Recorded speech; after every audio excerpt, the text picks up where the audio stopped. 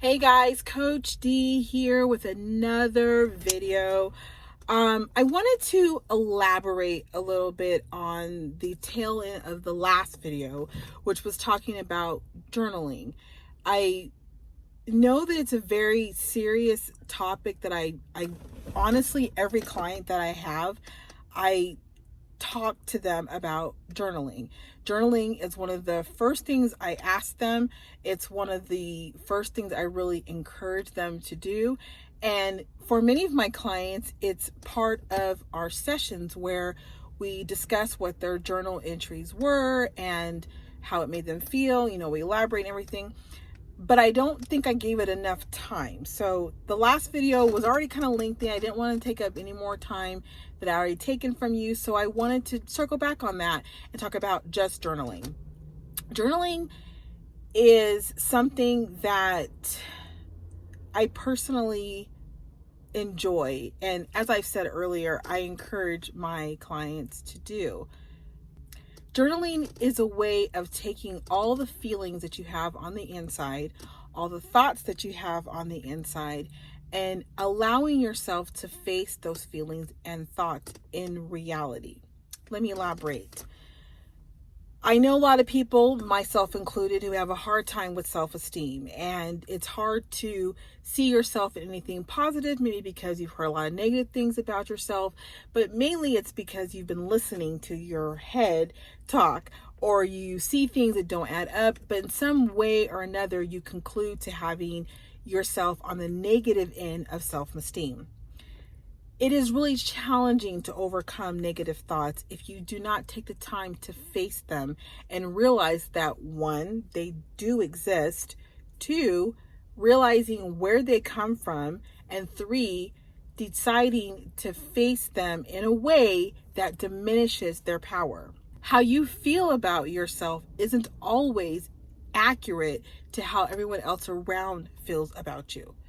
I myself has struggled for years thinking negative thoughts about myself, thinking I was too heavy, thinking I was too thin, thinking I was too short, thinking I was everything negative you can think of. I thought of it. And the only way I was able to overcome was listening to my coach and teaching me how to journal.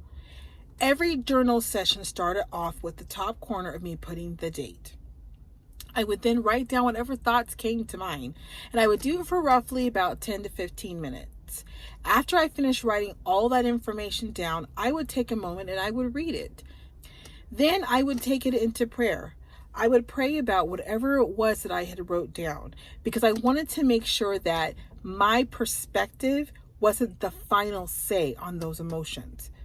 God has a better vision of me and a better viewpoint of me than I can ever have. And if I choose to bring God into the situation where I'm trying to change my viewpoint, my results are going to be stronger, long-lasting, and permanent.